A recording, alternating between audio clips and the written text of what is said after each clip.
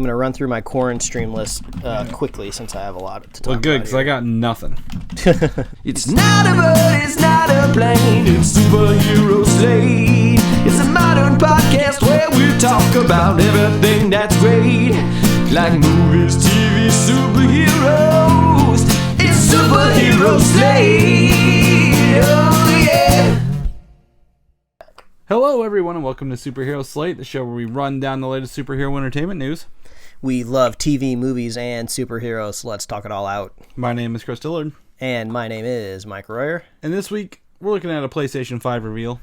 Oh, we indeed looked at it. Yeah, that's about all we got. We've got some looks. But there's some stuff in here relevant to what we're talking about, so we'll bring that up. A free online San Diego Comic-Con this year. Well, we'll see how that goes. Yep. Could be good. Could be bad. But guess what? You're not getting your money back. That's for sure. There's some rearranged movie release dates at the end of the show and more. Yeah, who would have thought? We're still in a pandemic and release dates are still moving around. But even though the terribleness of the world ebbs and flows, the release dates still change. There's no ebb or flow. It's just worse and worse and worse.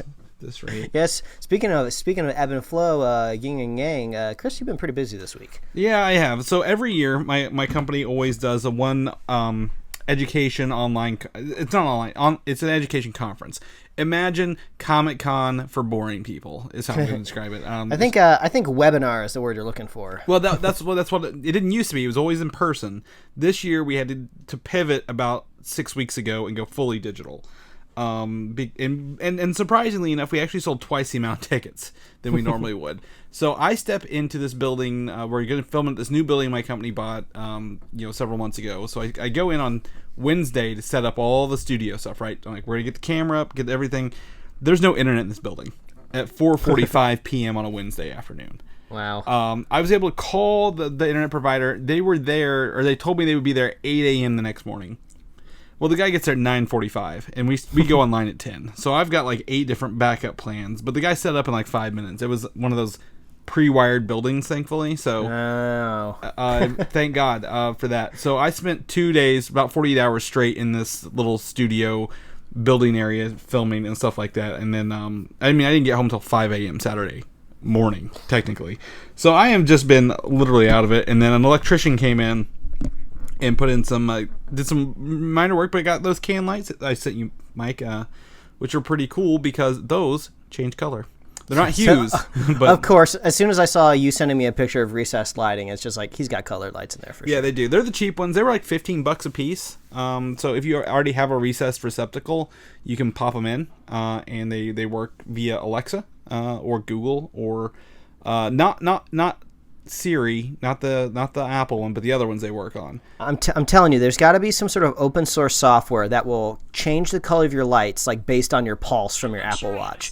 Because I'm just expecting you to walk into your house and then the lights just change to reflect your mood. You know, that's just it's gonna happen. Well, I've got an Apple Watch on. Maybe that's a thing. I don't know.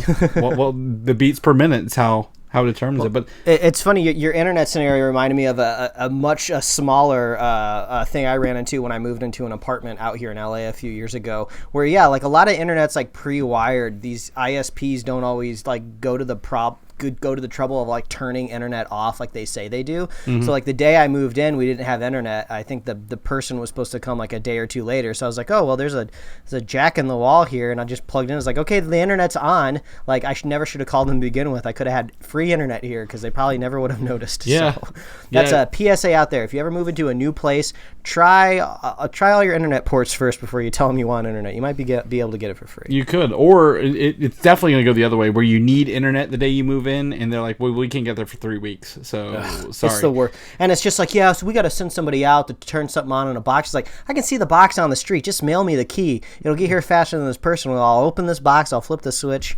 Yeah. It's like, come on, people. Yeah, right. Yeah, just call up like an Uber. Like, can Uber do this now? Can like Uber internet delivery? We need that space internet. I don't know who's gonna make it.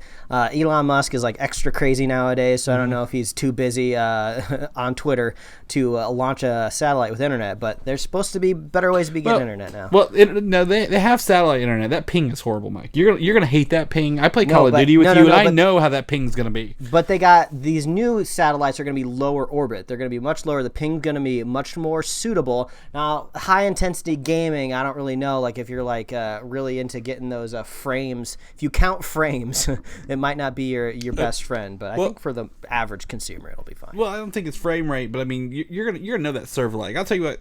Our friend of the show, Quentin, he's listening right now, and he's just fuming at you, Mike. He's just fuming at you over the gaming, the ping rates. But yeah, that's really all I've been doing. It has been a week. I haven't got to consume anything. I did have a note in here. I watched Little Shop of Horrors on HBO Max. They're on the Turner Classic Music movies. Great.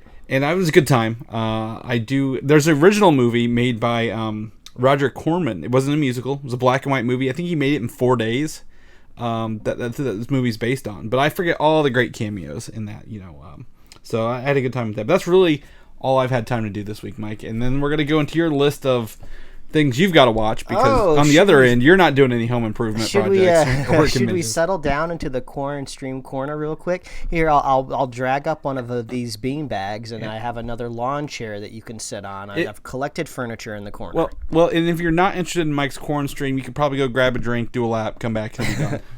This will be quick. I got quite a few this week, though. First up to bat, via HBO or HBO Max or whatever you want to call it. We'll actually get into that here in a little bit. We have a film that came out last year called Ready or Not, which I would describe as a combination between like Knives Out, Cabin in the Woods, and Get Out, which sounds like it would be really interesting, and it is at some level. I saw people responded to it a lot better out there on the internet than I did, but some of the rules in the world that they created got a little too complicated for me, and it just kind of weighed the movie down overall. But I don't remember who the lead actress was, but she's got a really great scream. I think she's been in a lot of other kind of like spooky, scary movies, so this just really seems to be a space that she's comfortable in. So obviously, if you have HBO or HBO Max, you can go check it out for free. So I would give Ready or Not like a light recommendation if you wanted to check that out. If you're scared of scary movies, this isn't really scary. It's kind of more of like a comedy thriller. So that was Ready or Not. I actually watched that 2 weeks ago, but forgot to bring it up on the Quarren Stream, so it popped back into my noggin, so I'm letting it down here for you. So next, if you want something just really relaxing, we need escapism more than ever right now, especially if you just can't get outside like me. And there is a show on Disney Plus that is a National Geographic show called Secrets of the Zoo, and their newest season focuses on the Tampa Zoo. So they have 2 earlier seasons that were filmed like 2 or 3 years ago of the Columbus Zoo, which we were much closer to growing up. You're a lot closer to it than me now, but apparently the zoos in Ohio are actually pretty plush. So the first 2 seasons are about the Columbus Zoo, but we didn't watch those. We just skipped right on to the Secrets of the Tampa Zoo, and it was really, really nice. It's exactly what you think it is. It's just like kind of like a quote-unquote reality docu show of cameras following around like the zookeepers and the vets, checking out the different animals. They bring new animals in to take care of. They have babies that are born at the zoo. They take animals for emergency visits to the vet on site, and it's just really nice because the zookeepers are just kind of like nice, cool, chill people that respect the animals. You get to see a lot of animals that you normally would see at a zoo that you can't go to right now if you're locked down like I am. So if you just need some nice family-friendly escapism, go check out Secrets of the Zoo Tampa. Chris, I think you guys would like that too. Oh yeah, I mean, who wouldn't love that kind of stuff? Who wouldn't? And next up, we'll stay on the HBO theme. HBO Max / Crunchyroll, I believe, has this anime that I just randomly checked out on a whim called Keep Your Hands Off Eizouken. I think that's how you say it. This is kind of a new thing for me where I just kind of... I thought you were having a stroke writing out something based by the title of the name here. I mean, I was just looking for something random to watch when I was exercising. So I was like, what can I... Let's just pick one of these originals from the Crunchyroll section. And it's subbed, so that's new for me. Usually I'm looking out for dub stuff, so I read the subs throughout this whole thing. I've watched about an episode and a half so far, but it's kind of interesting. It's about... It's about a bunch of three like high school characters that want to join their anime club so they can make their own anime. So it's like an anime about kids wanting to make their own anime, and they talk a lot about illustration and drawing and animation. They get into a lot of like the nitty-gritty of that kind of stuff. So if you really like drawing or if you like animation and you also like anime, this might scratch a certain itch for you. So I thought it's about time that I kind of check out other parts of the HBO Max section. So what I know about this actually is it was a manga. It is a manga going on first, and they adapted it into a show this year. Oh, okay. Like it's a very, very new show. I think it was it debuted like April to May kind of thing, because Dark Horse also will be doing English language release of the manga. That's how I kind of heard about it. It was through Dark Horse, the comic distributors doing the manga, the English manga. Now, what would be interesting is if the manga is about a group of girls getting together trying to draw their own manga. So who knows? I don't know. I haven't read it. But if you're looking for to poke around some anime, it seems like the most anime that gets really popular is always like action-based, fantasy-based. So it was kind of interesting to watch something that's a little bit more lifestyle-oriented. So next, we walk on up to the big thing that me and my wife just completed before we hopped on the podcast, is we did the Pirates of the Caribbean rewatch. Yes, that is all 5 movies that are out. I'll just go ahead and say that the first movie is still the best movie by a long shot, by a mile, by 1,000 football fields. That first Pirates movie is just so good. There's like so many just amazing moments in that film. Such a clean, a perfect screenplay, and it's just great. I love all the characters in it. And then as you move on through the series, you just kind of like drop off like the continental shelf, much like the ocean. So the original trilogy, if you will, is somewhat solid. But these last 2 movies, these kind of oddball ones, they're just kind of crazy. They kind of turn Jack Sparrow into, I would say, like a cartoon character.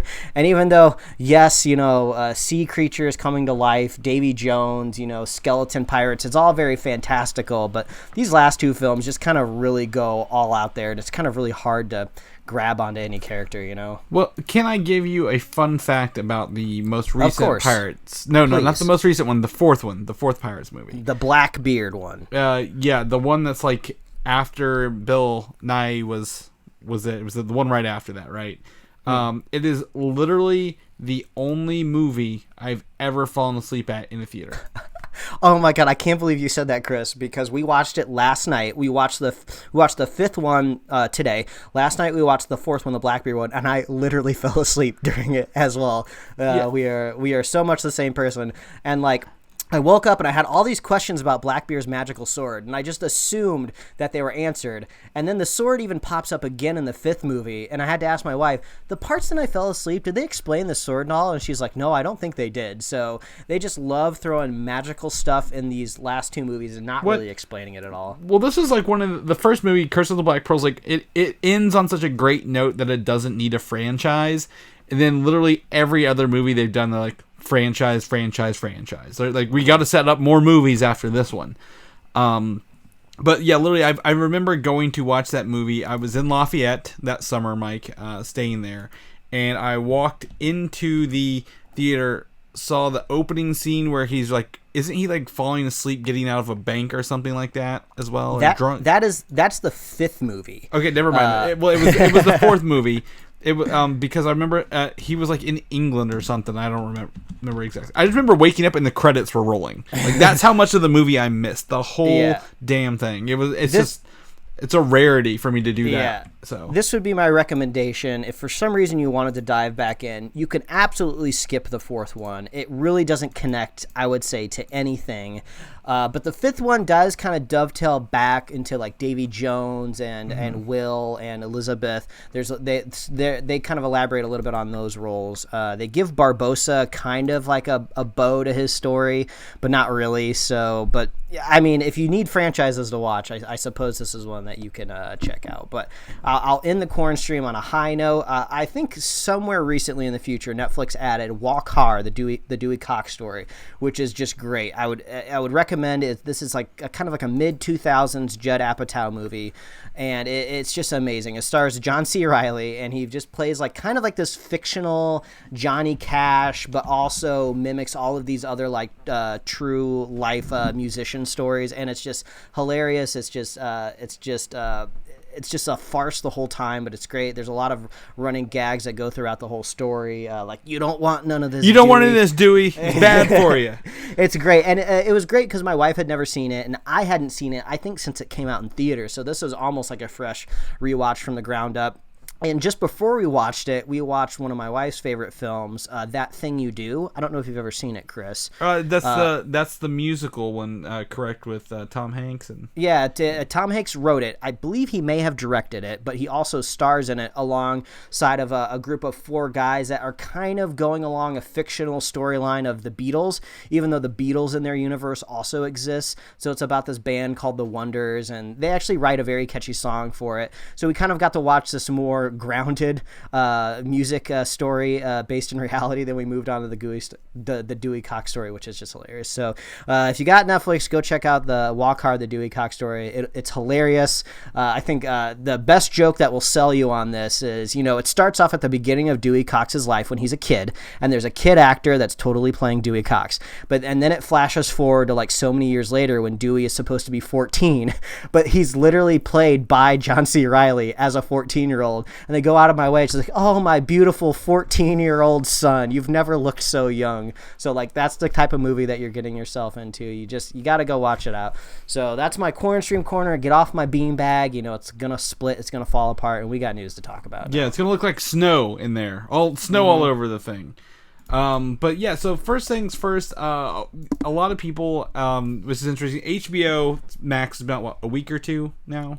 Or maybe like half a month. Time's a construct, Chris. Yeah, at this point, I don't know. So it's been out for a while, and HBO has already acknowledged the names are confusing. So they are simplifying this, Mike. Okay, right now we have 3 choices, right?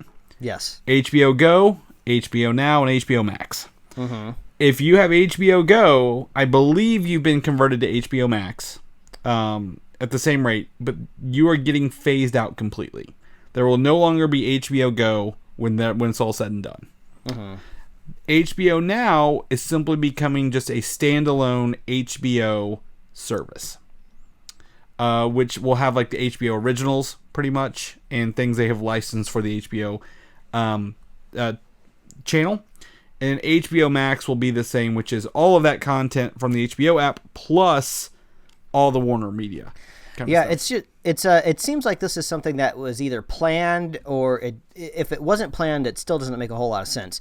Because it seems like obviously they want to condense this all into one single app into the future, so they don't have to worry about all these these just like loose ends fading out there. So HBO Go makes sense because HBO Go almost wasn't even really a streaming service. It was almost like a tool that they gave to cable subscribers. Like, oh, hey, cable subscribers, do you want to watch HBO like on your phone? Just use this app, but we're just going to add the word go onto the end of it so you can go places and watch it. So it wasn't even really a streaming service. It was just like, here's like a hammer.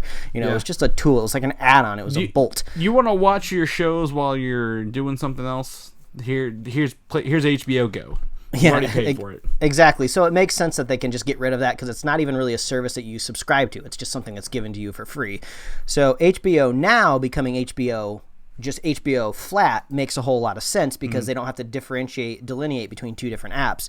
But now what I'm confused by is it's just like, so you have now you have an HBO app and an HBO Max app. So if you just throw out all of the history of everything you know about HBO and you just look at those two things, you're like, okay, so you have a one word and then you have a word with Max on the end of it, so the Max must have more. And it does. That makes total sense. But they cost the exact same price. So it makes, I feel like there's a second phase that'll come that'll just kick HBO entirely away, and then it'll just be left with HBO Max, and then HBO will just be some sort of signatory sign that they just add to stuff. I think this is going to go, I think HBO will go down in price or Max will go up in price. Yeah, it's got to be one or the other, right? Right, because the way I look at this is exactly what there's a Disney Channel app and a Disney Plus app, right? Oh, I had no idea. Yeah, Disney has about 20 different things. There's like Disney XD and then but for basic knowledge, there's a Disney Channel app where you can watch Disney Channel stuff, right? That's you only find on Disney Channel, and then Disney Plus is Disney plus everything else. So it's kind of like they're going towards that kind of thing where you're like, if you just want HBO stuff and you don't care about it, they'll probably okay, hey, we noticed you watch Westworld, here's this, but then probably offer an upgrade price to the max for like you know how they bundle, what was it, Disney Plus, ESPN, and Hulu kind of thing, is what I imagine. Like, you can get them both, or your HBO. Even though HBO Max does have the HBO Now, what really sucks for people is HBO Go is currently the only app on Roku. So if you want to watch any HBO only content on a Roku, or I believe Fire Stick, I don't know if Now is, you're losing that ability when they kill the HBO Go functionality. But I believe it'll be phased out to where HBO Max will be on there probably by that point. Yeah, they just need to figure out this Roku deal already, because I've really only been checking stuff out on my phone, and then I do have HBO Max on my PlayStation, but usually I'm only booting that thing up to play games. So just figure stuff out with Roku already. I want my easy browsing to be available. Mm-hmm. Yeah, they already have the app. They've actually shown pictures of the app. Roku wants some sort of probably pricey deal to put it on there. I don't know how Roku makes money, so that's it's not on those devices, because those things are cheap as hell. No one really knows. Yeah. So, so if you have HBO, you'll probably just in the few, I say within 6 months, you'll only be seeing HBO or HBO Max, or they'll change it to HBO Plus. I'm fully expecting that at this point. HBO to the max. Yes. The other, probably the biggest news this week, that came out of not nowhere, but that we knew about, was the PlayStation 5 reveal, Mike. Yes. This is the meat and potatoes of this week's show. Because, as you know, everyone knows we play games. Game news is still coming out because video gaming is kind of recession proof. You can always release a video game. They can work on video games at home. It's almost kind of pandemic proof to a certain extent also. Yeah, because then you can actually have that social interaction on video games that you don't normally get watching movies, right? So, as everyone knows, me and Mike both have PlayStations. We play together. We do stuff in the VR. So this PlayStation 5, they unveiled their newest design in a video here that's kind of weird. And we get our first look at this thing, and it has got an interesting design here. It looks like, if I'm going to be honest, an AT&T modem that I've had before. Yeah, I think my favorite description of the design of the console has been go back 5 years and look at all of those like computer renders of what people thought the PlayStation would look like. So that's kind of what it looks like. It's kind of grown on me a little bit over the last couple of days, but truth be told, I don't really care what it looks like, because once I get it, it's just going to go on the shelf, and it's probably never going to move again unless I need to move my entertainment center, or it's just going to be a box that sits down. So I don't really care what it looks like, to be honest. Well, the interesting part here is PlayStation has always, minus what was called the PS1, it's not the PlayStation, the PS1, has always had a black launch console that blends into your entertainment area. They have gone completely the opposite direction with a stark white and black highlights. Very Stormtrooper-esque here, if you will. Yeah, it makes me wonder, since the Xbox Series X, is that what the next one's called? Yeah, Series X? the Series X. Since that one was revealed first, that one is literally just a black box. It's like black from head to toe. It's very industrial looking. Makes me think if PlayStation holding back was just like, okay, let's make the fins white. The fins could have been any color. They could have molded them, stamped them any color that they wanted to. They're like, okay, well, they went black. Let's go white. Let's go different. Just because I would say that theory holds a little bit of weight, because no one's revealed the price of the consoles yet, and it seems like they're almost in a battle of chicken right now, to be like, okay, well, if you release at 500, we're going to release at 400, or if you release at 600, we'll release at 5. So it's just waiting for the first person to strike the flag. I don't think it's going to be that. I don't think they're going to undercut each other. They're going to see who's bold enough to make a price, and we're going to match you. Because what's interesting is at the end of this trailer we've linked in the notes here, they unveil there's actually 2 PlayStation 5s. And this isn't a PlayStation 5 and a PlayStation 5 Pro situation. This is PlayStation 5 and a digital-only PlayStation 5. No disk drive. No disk drive. And the disk drive is in an interesting place on this one. I thought they'd put it in the black, but because it curves down, it looks like a little separate add-on kind of deal. It's a bulge. It's bulbous. They obviously want you to lean towards the digital version, but they wanted to make sure that there's still a physical option, because I guess there's a lot of other places, regions, markets where discs are very important. Well, but also, Mike, I have some PlayStation 4 discs. If this is going to be backwards compatible, I need to play my I need to put my old discs in, right? But the deal is, what I've seen here, people are estimating that the licensing for discs in like movie playback and the actual disc drive itself will take the digital version down $100. Yeah, that is really curious, because it's like, how much could the physical component actually cost? But the thing is, costs with consoles are all mirrored over so many other things, because they pretty much sell these things at a loss or at cost anyway, because they want you to buy the PlayStation Plus subscription. They want you to buy stuff on the online game store, so they get a cut of that. So the price is almost just a mere fabrication. Yeah, exactly. And they sell them at a loss. I think it's like the first year or two, and then the production becomes so cheap that they actually start turning the profit in the latter life cycle of the consoles. And they want you to buy the accessories, right? Because also, at the end of this video, I think it's like one of the last things, like, oh, get your controller, get your console, get your headset, get your little clicker remote, get your camera, wireless charging thing, get your camera. There's a lot going on with here, and I'm not in love with this, but that's not, the look isn't what sells the console, right, Mike? It's the games, the it's first the party games. So while we look at this, and I'm just not in love with it, simply because my PlayStation 4 is my Spider-Man PlayStation 4, right? Like, it's a red and white beauty. The games are what's going to do it. And the game debuts, here's just a collection of them. This is not all of them, because I don't care about a lot of them. But Mike got to watch it live and relayed these back to me via text. One of the biggest surprises, but I think cop-outs of this whole list is Grand Theft Auto 5 coming to it.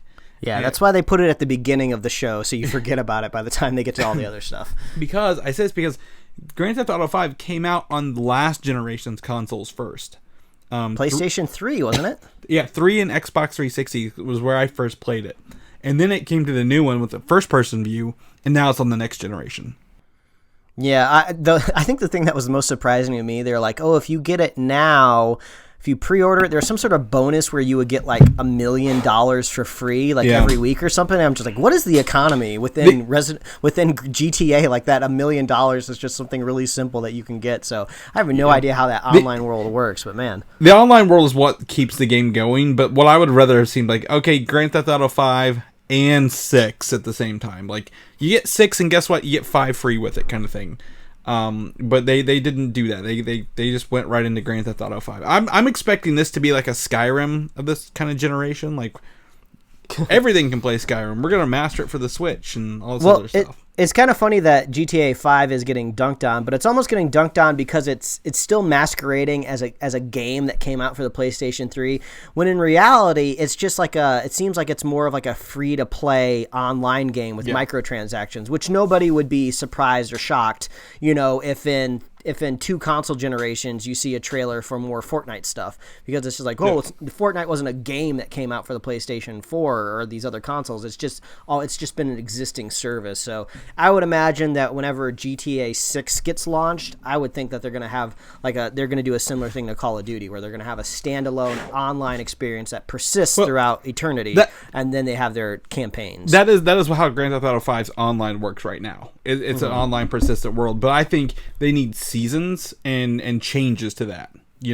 Hey, Grand Theft Auto 6, the map can change every 10 weeks or something like that, to get people to come back in, because once I was done, I'm like, there's nothing really in here for me. But that's the first one. And the rest of these I think are actually much cooler in this and really cool.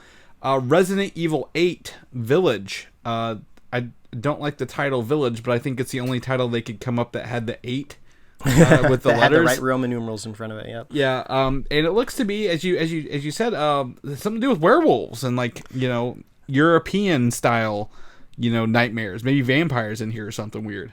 Yeah, I've kind of lost thread with some of the Resident Evil characters because I'm not a huge fan, but I try to keep up with the world. So I guess Chris Redfield's back, but I feel like the last time we saw him, I thought he was died in a volcano, but maybe that was actually Wesker. I don't know. I get all of these people confused, but yeah, it seems like we're going back to a familiar kind of Eastern European setting that you kind of saw in Resident Evil 4, which was probably one of the biggest shakeups in the game franchise, and that's actually the next one to be remade right now. So I wonder if there's going to be a little bit of tie-in there where you beat Resident Evil 4, the remake, and then maybe you get a cutscene or a transition to what you might see in Resident Evil 8 Village. But yeah, I guess just this virus can manifest as as many different things, so maybe it'll be more of a mammalian virus, so it won't be based in like fungus or tentacles. Maybe it'll be based in like, mammal things. But I am too much of a baby to play these games, but I love watching Let's Players play them, so I will be down to watch Markiplier play Resident Evil 8 as soon as it drops. Yeah, I did not play 7 as much because I have the VR version, and I'm just terrified of that. It's so scary. Yeah, and I'm like, I don't want to do this. But I did enjoy Resident Evil 5 and 6, which I believe, I think 6, Chris Redfield was one of the main players. So yeah, those are more action games. Yeah. Yeah, I was able to play those pretty straightforward. Exactly. So this one looks to be, like I said, there's snow. There looks like to be a village is the thing, and you're going to be dealing with some not mythical, but like like if it comes out of Europe, like vampires and werewolves and other stuff. It seem to be beasties. Yeah, beasties, as Captain Jack Sparrow would say. Exactly. You're in the Pirates of the Caribbean mode for sure. Insomniac, one of the biggest game makers, which was purchased by PlayStation and makes one of the more classic games. Ratchet and Clank dropped a new game in here. Was it something through time or something through something Rifts? I don't know. Apparently there's some sort of mechanic where you can very easily swap between different worlds. Yeah. And I saw some game developers on Twitter saying that this is actually a really big deal. Technically, this is something that's never been done before, which could be very, very true. That is a Spider-Man Shattered Dimensions game. But, who am I? Go on. Yeah, I mean, this could be a technical feat unlike no other, but at least to the trailer, I'm just like, this just looks like another Ratchet and Clank game, which could be great. I've never really played the franchise, but it wasn't really wowing me. But I guess if you're a Ratchet and Clank fan, it might be different. I got the first one for free on PlayStation Plus, and played, which was kind of a remake or reintroduction from Insomniac on the PlayStation 4, and I had a really good time with it. The gun upgrades are really fun. This jump and shoot a bunch of enemies kind of deal, and this is fun. But I think the interesting thing here is different universes, not different worlds. And seems to be some sort of female Ratchet character who's unveiled here at the end, which means it could be maybe multiplayer, or possibly you're going to be jumping around meeting different versions of Ratchet and Clank through these different universes. Didn't they make a Ratchet and Clank movie? Was that ever a thing? Did people it was ever care an about animated that? film. Yeah. Wow. Yeah. Time flies. It was fairly recent, I believe, but it was animated, graphically animated. I think they even used the CGI graphics from the games to make it, kind of deal. But Ratchet and Clank from Insomniac, they're not the last time I'm going to mention their name here. Horizon Forbidden West, so Horizon Zero Dawn sequel, Mike. This game, I can't beat or play Horizon Zero Dawn. I just did not have a good time with it because I played it immediately after God of War, which is awesome. That's a thing. If you play a game that has just like such a solid, just breakthrough, perfected mechanic, and then you go on to the next game that kind of have something similar, it's really hard to get rooted into it. The only reason I even know about Horizon Zero Dawn is after I got my PlayStation 4 a couple years ago, kind of getting back into the gaming world, I was looking at, what are some like really popular PlayStation games right now, and Horizon Zero Dawn was one of them. And I think I had it on like a couple like Amazon wish lists, briefly, but I never ended up getting it. But I saw the cover of it enough for when the trailer popped up, I was like, I think this is Horizon Zero Dawn, isn't it? And I guess that there's not a whole lot of dreaded redhead females in the video game world, so it's very iconic, at least with that hair. And there are people yelling at me, they're like, oh, you gotta give it a chance, and I might come back to it, and then I totally will. It's not anything against the game, it's just the mechanics of it are, the world looks like God of War, but the mechanics are so different. It's more of a stealth kind of game. You can't brute rush the enemies like you do in God of War. That is one of the main reasons why I really haven't gone back to I always forget the name of that Star Wars game, Chris. What's it called with the kid in it? Fallen Jedi? Fallen Order. I still have not been able to go back to that because I picked that game up right after I finished the Uncharted series, which has basically perfected scaling and moving throughout worlds on objects and crawling up things. And then the games I played before that were FromSoft games like Sekiro and Bloodborne, where it's all about like the tough, gritty battle mechanics. And that's basically what that Star Wars game was. So when I picked it up, I was like, this just doesn't feel right. I feel like I did this better in other games. But like you said before, that shouldn't take away from how good the game is. It's just like you can't watch like an Academy Award winning movie and then move on to something that just kind of like Netflix pooped out, you know? Right. It doesn't mean it's bad. It just means, you know, you've got to adjust to it. And what I like about Horizon Forbidden West reveal is here, it's not just one world, it looks like, or one environment.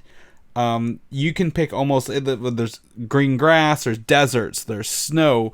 You pick an environmental descriptor, any world out of Star Wars, pretty much, and it looks like this girl is going into it in this new game. They have a lot of more robot animals as well. Like wasn't there like pterodactyls or something like that? Yeah, I suppose. I guess, is that a thing that happens in this world? Robot animals? Yeah, well, that's what it is. Yeah, all the animals are like, the whole deal is this is in the future. Their civilization collapsed. They don't like technology. Technology is assimilated into these animals. There's like horses and bears and T-Rex looking ones. So all the animals, not real animals, are dinosaurs. But it looks like there's some sort of like, it reminded me of Moana, if I could be completely honest. Something is infecting the land here, and she's going to figure it out. So, well, people seem to be excited that they're making a sequel. We'll leave it at that. Yeah. So speaking of sequels, the other big thing when a new console comes out is always remakes. Mm-hmm. And it appears that the predecessor of a game you just mentioned, Dark Souls, Demon Souls, is getting a remake. And I don't know if this is... I don't know Demon Souls enough to know any better. Is this a Final Fantasy style remake or a remaster like The Last of Us was? I think this is akin to, I guess, the remastered that they did with Shadow of the Colossus. Which I'm very familiar with the games, but I haven't played them myself because it's from the same dev team. So I think it's getting, from what I've read the reactions online, I believe it's getting a full, graphical redo. So it's not like they're going back into the game code and like upping the polygons. So I believe they're remodeling everything. Seems like you're going to be getting the same environments, but some people hinted at there are some parts of the game that were kind of scrapped or left out, or some unfinished worlds, that this might be the opportunity to finish and polish off those bits of the game. So I wasn't much of a Dark Souls person. I played Bloodborne and Sekiro, which came from FromSoft. So it might be fun to go back to like kind of the originator of all of this, Demon Souls, and try the remake just to see how that'll play. But yeah, it was weird watching that trailer, seeing the Dark Souls logo and then seeing a different studio behind it. But I guess if they did the Shadow Colossus remake, people really liked it. So this might be something to look forward to. Yeah. Blue Point is known for kind of doing that, and it looks like it's they say that it's a remake, not a remaster. So again, that word can be construed either way. They may change some things and call it a remake, or it may be adjusting things from 2009 to 2021. Yeah. Because again, like I always think, when I think remaking, I think Final Fantasy, where they like blew everyone away. Like, okay, we're not doing the same thing again. There's no point in that. So don't worry, Chris. This is not the only unclear announcement that we'll be talking about on today's show. Yeah, it's true. Very, very true. We already did HBO, so I don't know what's next. One of the games that kind of caught my eye was the game called Stray, Mike. Caught both of our eyes. A gem in our eye. Yeah. So as a cat owner, I enjoyed that this is about a cat with a backpack. In a world full of robots. Didn't seem to be no humans at all. But this cat has apparently, robot owner, and has to run around, I'm assuming, collecting parts for his robot master. I don't know. But the art style was so cool too. Yeah, I almost assumed when the trailer for the game started, the cat was almost just kind of set dressing. You just thought it was a part of the environment, and then all of a sudden the camera starts moving around. Like, oh, they're really focusing on this cat. It's like, is this game about being a cat? If you do a little bit more deep dive into the game, I guess this is something that started development like a couple years ago. I saw somebody collected some of these old Tumblr posts that the developers put up online, and you can see them playing around with like the cat walking and jumping mechanic like way back in the day in these kind of stripped down environments. So it looks like the gameplay has really been focused on for the last couple of years. So yeah, cat with a backpack. The internet's gonna go crazy for this one. So I'm looking forward to playing Stray. Exactly. Yeah, that looks like a real cool indie game that's gonna not be one of the high tense run and gun kind of games. So that's really cool. Are you familiar with the Oddworld series of games, Mike? I'm familiar, but I've never played. Okay, I had on my PlayStation 1 Oddworld Abe's Exodus, I believe, and I didn't know what the hell I was doing for a lot of that game.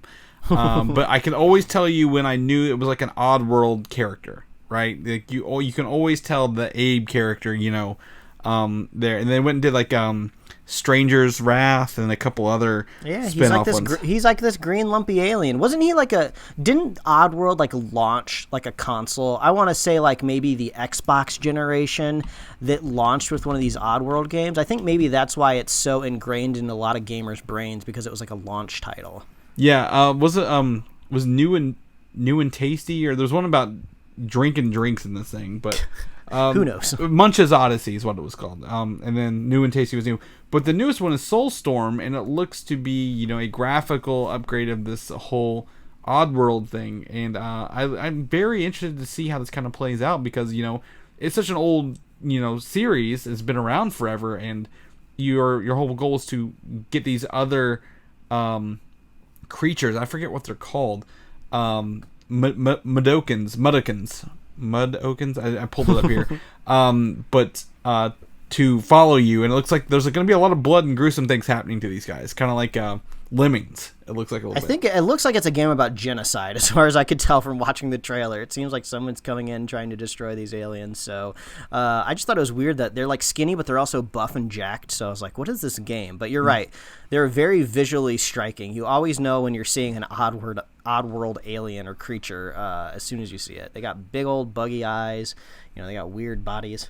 Yeah, exactly. In the mouth stitches. It looks like he cuts them in this game, though, at the end, like he's like removing them. So, this looks fun. It looks graphically cool. This is also the first game that made me realize there's a difference between PlayStation exclusive and console exclusive.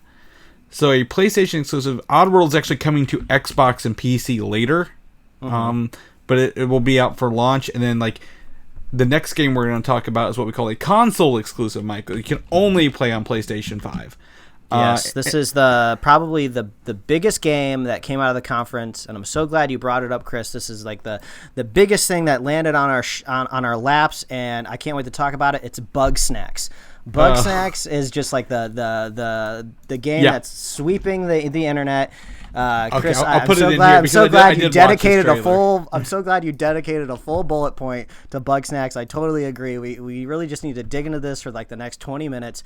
It's from the developers who made Octodad, which is this crazy like kind of indie game where you're this octopus trying to move through the human world as a human, but obviously like the controls are insane, because it's just like, how the hell do you control an octopus? It's a weird, bizarre game, but people really loved it.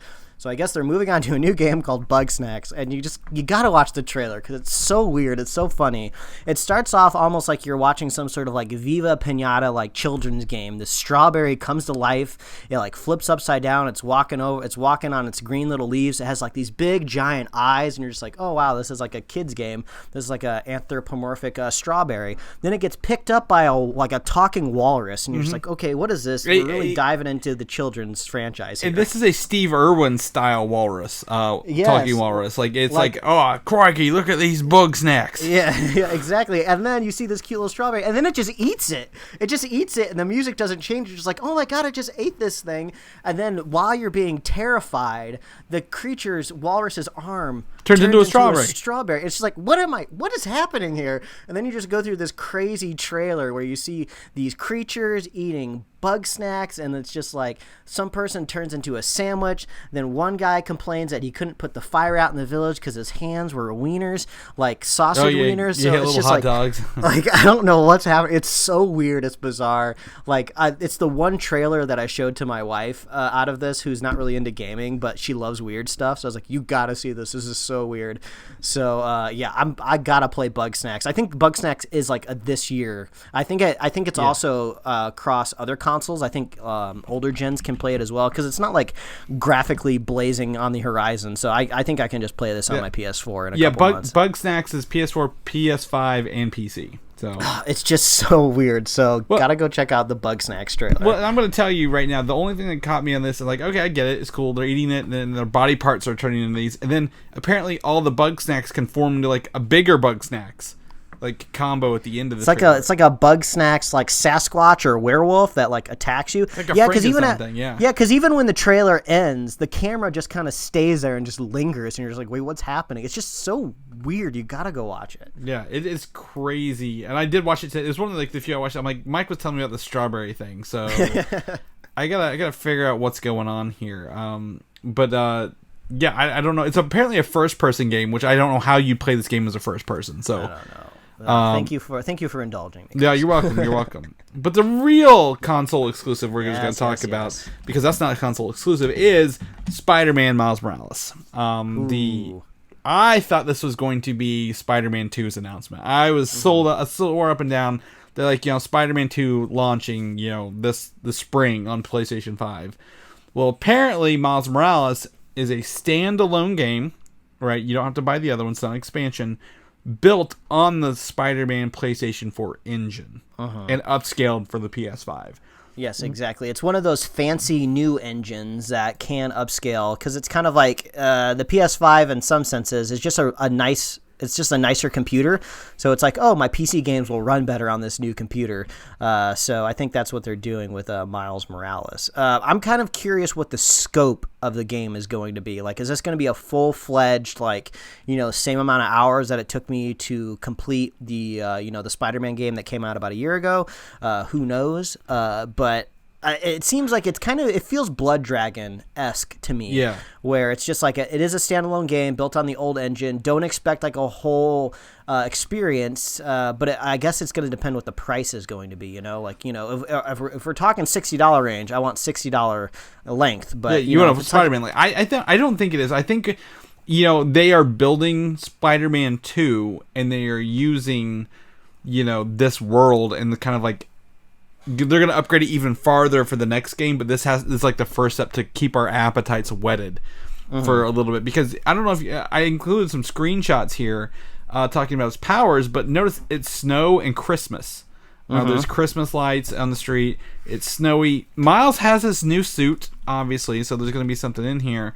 But you're not going to play as Peter Parker, who could be in the other Avengers game, I don't know. But you get to see his abilities. He doesn't have technical abilities like Peter Parker does. His spider powers actually give him different skill sets, which include a venom shock and the power of invisibility. So I think we're not going to have the full 8 things on the wheel that Peter Parker has, unless he gives them to Miles for his suit. But I'm expecting, maybe half length, maybe a $30 or $40 game. I'm just disappointed they didn't do a Miles Morales console version. Because that black and red would have been sick. Yeah, I've seen a lot of comps out there of people tweaking with the colors, but it does make sense that maybe we wouldn't be seeing Spider-Man 2 so quickly, because game development takes just so long that I'm glad at least we're getting something in the meantime. Hopefully they build us a world. Hopefully we get all of New York and maybe a little bit extra, just to play around a little bit more, because this game is fun. The Spider-Man game is just fun to boot up and just swing around for a little while if you need something to do. So I hope maybe they kind of put some of that infrastructure in there of give us something to swing on for another year or two until the next Spider-Man game comes out. Well, also, you don't want to blow your Spider-Man game, like a brand new one, on a brand new console that you may not max out, right? Like you if you're gonna rebuild this huge world, because again, you talk about the map is huge, right? You've got to do it right. You want to do it right. You want to build scale up and have those enemies. So this is a fun, I guess, half step along the way. So I'm looking forward to all the cool suits that we might get to unlock, because it would be asinine for them not to let us unlock the suits in the Spider-Verse film for this game. So I'm looking forward to that. Yeah. I mean, Miles hasn't had a lot of different suits, but it's still Spider-Man, so you can put him in any suit you want to and be like, he's got a Spider-Man suit. I'm interested to see who the villains are in this one, and why is it set in snow Christmas time? Like, what's that point of that setting specifically for this? So, it's fun. It's been a good time. I'm very excited for this. It's not going to make me run out buy a PlayStation 5 on launch day. The only thing that's a little bit of a bummer is I find it hard to believe that this game isn't also reverse compatible with the PlayStation 4, or at the very least maybe the PS4 Pro. So it just seems almost like they're walling it off to make people buy the PS5. And it's just like, I don't know exactly when I'm going to get around to buying the next gen console. So hopefully this digital version of the console is cheap enough to where it's not such a big decision to make. But yeah, I got to play this. Yeah, I definitely want to play it. Definitely, if it had been Spider-Man 2 I would have had a hard choice to make, Mike. But seeing that it's Spider-Man like 1.5, I'm not as tore up. Marvel's Avengers game is still coming out this fall, though, Mike. So we get some opportunity in the middle, and we get a look at Kamala Khan's room from one of the artists. Kamala Khan's like one of the main playable characters here, and you can see that she's a huge Avengers fan all around. Yeah, this is like if Chris was a teenager, this is what his bedroom would look like if he was a teenager now. Yeah, well, she doesn't have any pop vinyls, so I don't know if I can. No, I'm kidding. Well, that's like maybe the one wall we don't see. Yeah, exactly. So she got Iron Man and Thor and Captain America, but the biggest thing here is the reveal that we've not seen yet is there are Captain Marvel posters here. And it seems to be the one on the wall is probably the most like the one she's going to look like in the game, because it looks more photorealistic. So I believe Captain Marvel will be a hidden character, or at least one of the first DLC characters that you get for free to play as. And it looks like her suit, Kamala Khan's suit, is draped over the back of the chair there, at her computer chair. So yeah, there's something there for sure. I thought that was kind of cool, interesting. Again, she's a big Avengers fan. This is what anyone would love. I think I just picked up. Oh, I thought the Christmas lights were Infinity Gems, but no, that's a little shield. It's a little helmet. Yeah. It's a Hulk fist. I kind of want those lights. Yeah.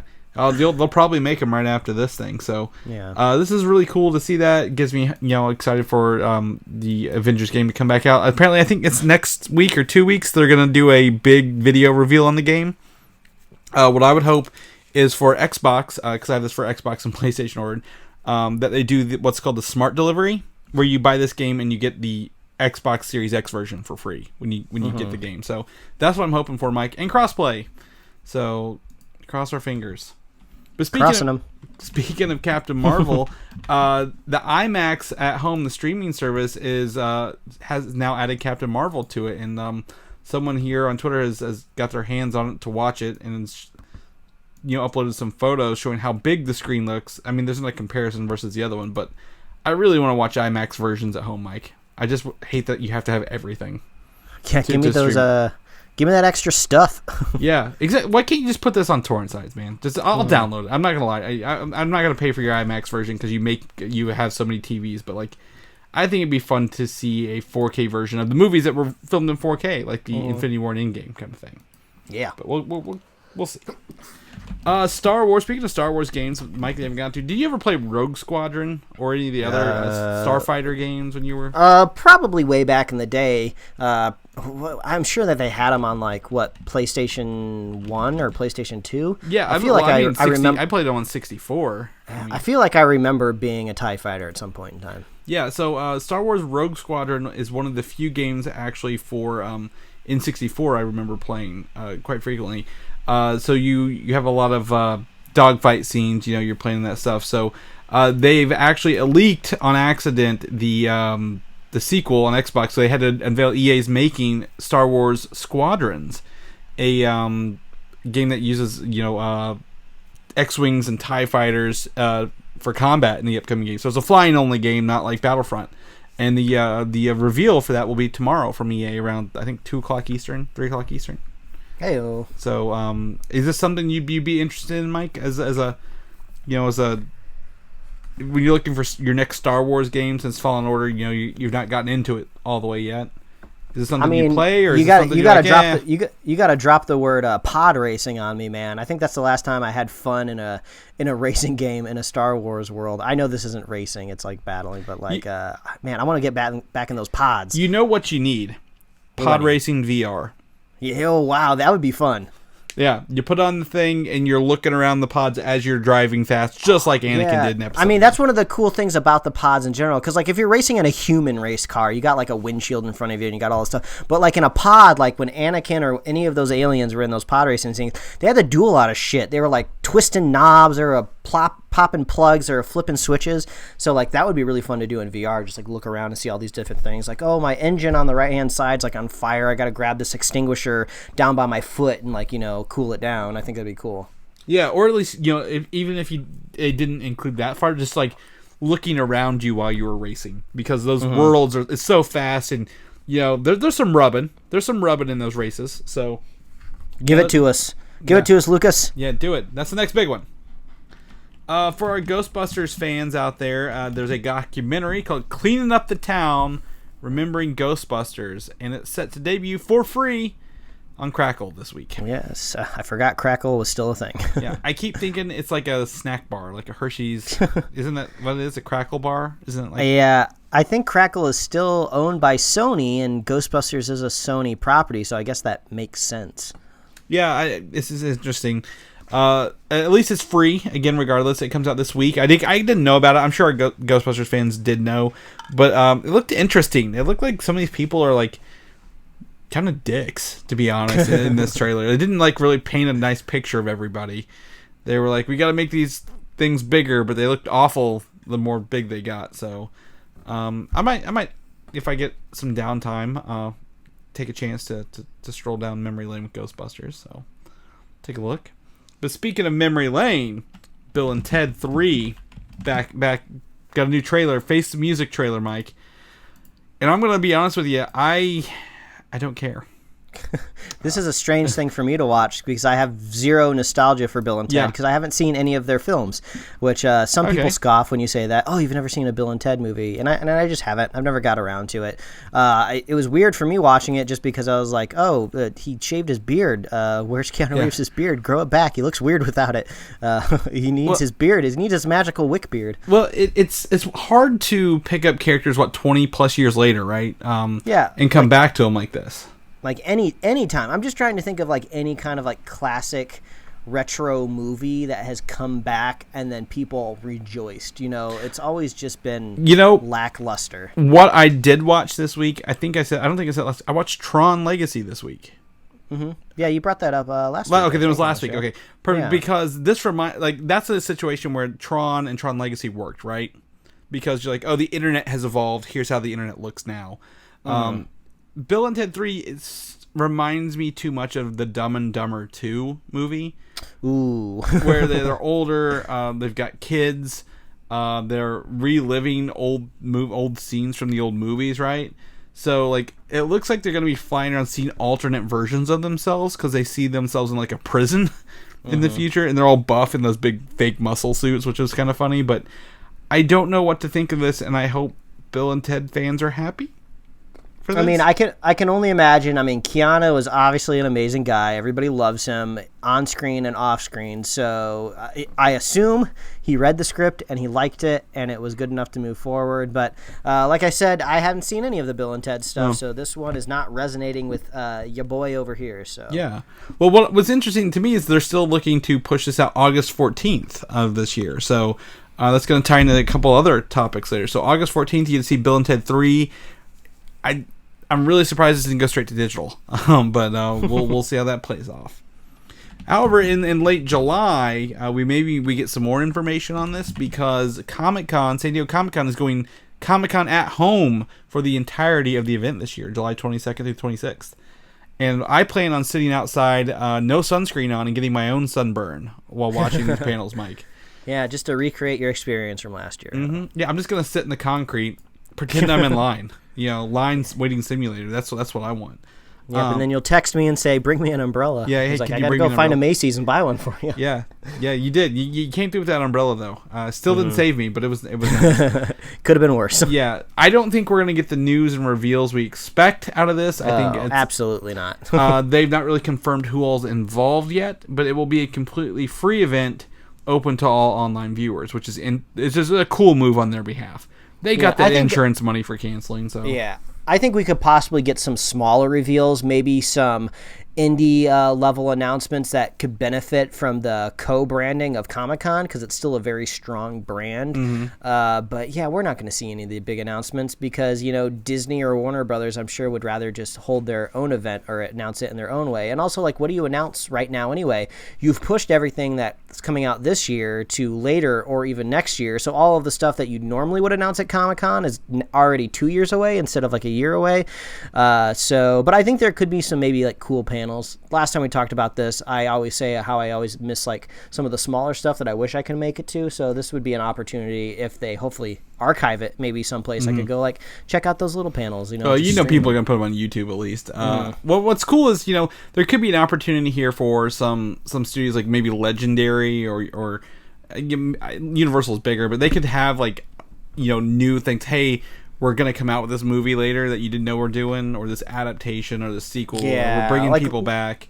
Yeah, like Legendary or Paramount, or maybe even like some streaming services. Maybe Quibi shows up and announces like some sort of crazy comic book thing. Adult Swim's always had a really, really strong presence there, and in terms of their booth and their panels. So I could see them doing like, oh, here's our surprise guest star and our surprise announcement, the Apple thing. One more thing. Here's the like Marvel does. I don't know if Marvel and DC will. They'd be stupid not to have something. But it's not going to be the end-all, be-all like San Diego is. So, it's free. We're going to be there. We're going to be reporting on it. So we hope that your news with us is just as exciting as it is every year for this. Crossing my fingers, Chris. Yeah. 50 years, then they had to cancel 51st. Thank God we didn't plan on making it out there. However, like you mentioned, DC is looking to do their own thing in August called DC Fandome, which I don't know what that means. Like a dome, like a physical construction. I don't know. It's a virtual convention. Maybe it's a virtual construction in August, and it'll be a global event that promises new announcements from WB Games, films, TV, and comics. See, there you go. Exactly what we just said. You ain't gonna see Warner Brothers show up. They'll do their own thing, and here it is. Yeah. So I mean, even if it's DC, having their own like these online events, they can save so much money if they just do them themselves, kind of thing. But the two things that are kind of confirmed are Black Adam news and the Suicide Squad news. Hey, so James Gunn was just on coming back from like a road trip or something, and he was doing a Q&A. So answering pretty much the same questions that he always does. Suicide Squad questions, and then Guardians questions. Exactly, the two things he'll be known for forever. So those are pretty much confirmed. But the other things I think it might be here. We have the Green Lantern show on HBO Max. We could hear maybe some casting for that because they got to start filming, right? So they got to do that, and maybe possibly that Superman sequel with J.J. Abrams working on that they could be working on. Is there anything you'd want to see out of a DC fandom that we just haven't yet? Oh man, I mean, I want to see more. I want to see more Batman stuff. I mean, we've only gotten some broody official releases, and then we've gotten some like just stuff from the set where he's in his like bat motorcycle suit. I think that one's pretty much confirmed, and Wonder Woman are confirmed. But is there anything that maybe is a little more out there, Mike, for your conspiracy theorist brain? Ooh, well, probably the Flash. I mean, there is this conspiracy theory thing that I did see online. I guess Joe Manganiello posted a photo on Instagram, and he put a couple hashtags on it, and one of the hashtags was Flashpoint. And then the post was removed and then re-added exactly the same, but the hashtag Flashpoint was missing. So it makes me think that Joe Manganiello just went into like a meeting with Warner Brothers. They're throwing around the word Flashpoint, saying all these things that might get him back into the franchise. He's really excited about it. He's throwing that in social media posts. Like, no, you can't be talking about Flashpoint right now. So I think Flashpoint could very well still be a thing that happens. What if he is the Batman from Flashpoint? Joe Manganiello? Yeah, like what if they don't put him in the Deathstroke look, but he is Flashpoint's Batman, which is actually Bruce Wayne's father, Thomas Wayne. I see what you're saying, the Thomas Wayne angle. Yeah. I don't know. Because he's of that age. He could pull Robert Pattinson, he's older, he could look like his dad. Yeah, I suppose it could be possible. Yeah. There's an opportunity there. I'd watch it. He could come back as Deathstroke, but don't gray him up a little bit. Put him in normal. Wonder Woman, I didn't see this coming, was actually pushed back again to October 2nd, 2020. This is the fourth new date for this movie, Mike. Yeah, I believe this is really just getting out of the way at this point in time, because there's a bigger movie that wants to, well, bigger movie is maybe one way to put it, but another installment from a very famous director that I think wants to come out beforehand, and the studio that owns both of the films don't really want to cannibalize the time. Well, that, or they're like, well, maybe by October, definitely more seats for Wonder Woman will be open. But the next thing, October 2nd, that's fine, right? Nothing to talk about there. The movie we're going to talk about here in a little bit is actually is being taken over by Inception being re-released, which is kind of a weird choice. Like, why would you put Inception in theaters? Again, is that a good Christopher Nolan movie to put in there when you want to do Batman? I believe they're coming up on an anniversary for Inception, which makes a little bit more sense. But I mean, I think it just dovetails into the Tenet release. Is like, oh, let's get the Nolan fans back into the theater. Let's do anything we can to get people back into the theaters. Well, it's funny you mentioned because WB will reveal new footage from all their upcoming movies with this Inception re-release. So like, you're not going to watch Inception, you're going for the post-Inception trailers. So is that worth enough to get you to go see Inception, or you just wait till they hit the internet like an hour later? I mean, not for me. I guess this is just kind of a bigger, broader question of just when are people going to be going back to the movies in this country? Because we're still in a pandemic. There's still states out there that are recording like record number increases of cases of COVID, and it's the last thing you want to be doing is going to an enclosed space where they've already proven that like movement of like air conditioners move the virus around more. I watched this like fascinating video where they dove into this situation where a family that had the virus went into this restaurant in China, and not everybody in this restaurant got the virus, but the people that were in the streamline of the air conditioner all got the virus.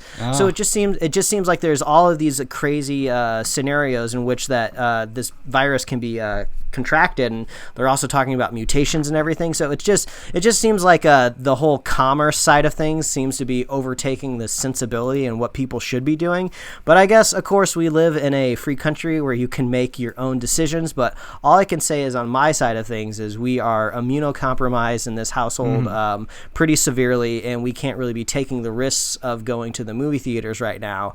So all I can say is, for me, I don't think I'm going to be going to any movies this year. So it does make me kind of frustrated to see these movies that I do want to see. I really want to see Wonder Woman. I really want to see Tenet, but like I'm not going to risk it going to a movie theater just to catch these films. And I feel like I'm in this odd place because it seems like Christopher Nolan really wants to he wants to plant a flag back on movies again and be like, I'm going to be the guy that brings people back to the movies. And it's just like, dude, like, people were going to go see your movie no matter what. If your movie just would have came out in 2021, you would still make a lot of money. So, like, now all of these studios seem to be pivoting to, like, what is a very old school release of movies, which is kind of interesting on its face, that this is how movies used to be released way back in the day. They would slowly roll them out into markets, and they would catch steam, and then they would come to other markets, and people would start to talk about them. But now all I'm worried about is, like, no, this movie's going to come out in, like, one theater in a state that doesn't have a lot of viruses, and then the spoilers are already going to be out there on the internet. The internet didn't exist back when they had these old rollouts. So now I'm just like, I'm going to have to go into my cubbyhole, make sure nothing gets spoiled. I'm probably going to have to watch a pirated version of this movie. You're going to have to call the internet box, get the key, go unplug your internet from the box. Yes, exactly. Until it's done. Well, it's interesting you bring up Tenet because, thankfully they're being sensible and they're delaying Tenet 2 weeks to July 31st, which I get it. Christopher Nolan wants to save film, right, in cinema. I love the experience, but pick your fucking battles, dude. Like, save it when people are going digital, not when they're, you could get so many people either infected or killed during, like, just to watch your movie, which I get has, spoilers in it you don't want people to know about, but just push it back, man. Just write 2020 off as the loss and start again. Yeah, it's like, I get it. Everyone's frustrated. They want to be able to go out and live their life again. Even small businesses, they have it the worst. They can't make money. They can't get funds. I've heard stories about these small movie theaters that are begging to be able to show movies, but it's just like, this just all feels so irresponsible to me. Like, people are going to get sick. People are still dying. And it seems like people have all but forgotten about the coronavirus in the United States. And I just feel really bad for somebody that's in a hospital bed right now that's, like, literally dying from it, where, like, I'm seeing people, like, on my Instagram stories that are just, like, going to restaurants, like, hanging out with people, like, no mask. They're, like, just inches away from other people, and it's just like, what a way to disrespect people that are literally, like, dying from this right now. So at the very least, like, if you're gonna go to the movie theater, if you're, like, gonna go to dinner or just hang out with people, just put on a mask. They're very available now. Like, I'm in a very large city with a lot of people in it that all want masks and all required to wear a mask, and I can go to a pharmacy and I can pick one up for, like, $2. So it's just like, these are accessible. There's things that you can have now. So at the very least, if you're gonna act like you can get stylish ones. If you're gonna act like a crazy person and really piss me off, just wear a mask. Just wear the mask, please. Well, the other thing is, on the other end, I have a friend who has triplets, right? And I was at his house yesterday, and we went to get pizza, and he can't bring anything back for small children like that. They were born early because they are triplets. You don't normally go full term, so it's just crazy. And he's like, I want to go back to the movies, but not only do we have 3 kids, he can't bring anything home and risk the children. So exactly. It's an interesting thing, and I just wish someone as big in the movies and influential as Christopher Nolan just stop trying to push it for so long and just like, let's find a date that works, because people will go watch the movie and people will watch Tenet, and I will go watch Tenet, but I mean it depends on how, again, will theaters open back up enough for me to go watch that? If they come back in a limited capacity, will there be tickets? Will there be seating? And what does that look like? Yep. I mean, I try not to condone piracy. I believe if you have the money, you should just go ahead and buy it. But it's just like, I have a feeling that I'm going to be watching Tenet, at a somewhat compressed ratio on my TV screen at home, just so nothing gets spoiled. The best part is no one's going to be in front of the camera to walk in front of it during this cam version you're watching. Yeah, that's true. No one's going to be policing these pirates. Yeah, exactly. You just put a mask on, it looks like a person, right? And put a mask on the camera. No.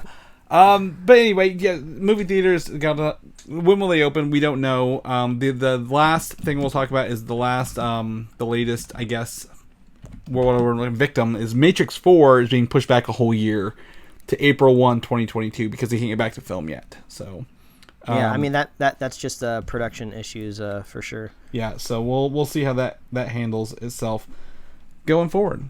Mike, that's our show. That's what we got for this week. We got news, we got video games, we got everything. If people want to know what you're up to, what you're doing, where can they find you at?